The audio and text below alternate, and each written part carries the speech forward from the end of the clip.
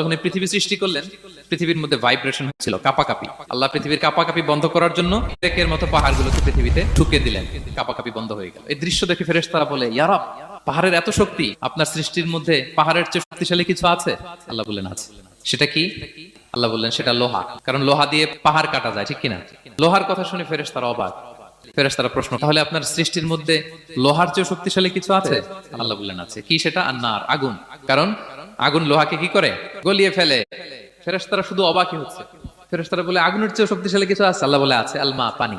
কারণ আগুনে দাউ দাউ করে জ্বলে ওঠা আগুনের মধ্যে পানি দিলে আগুন অস্তিত্ব হারায়। ফেরেশতারা শুধু অবাকই হচ্ছে। তারা বলে, তাহলে পানির চেয়ে শক্তিশালী কিছু আছে? আল্লাহ বলেন আছে, রিহ, বাতাস। কারণ বাতাস পানিকে একদিক থেকে আরেক দিকে নিয়ে যায়। জলের মধ্যে বায়ুর উচ্ছ্বাস লাগলে জলোচ্ছ্বাস তৈরি হয়, ঠিক কি না? ফেরেশতারা আবার অবাক হয়ে বলে, তাইলে বাতাসের চেয়ে শক্তিশালী কিছু আছে? আল্লাহ বললেন আছে। সেটা কি? বলতেছে বনি আদম। ওই মানুষ শক্তিশালী যে গোপনে দান করে।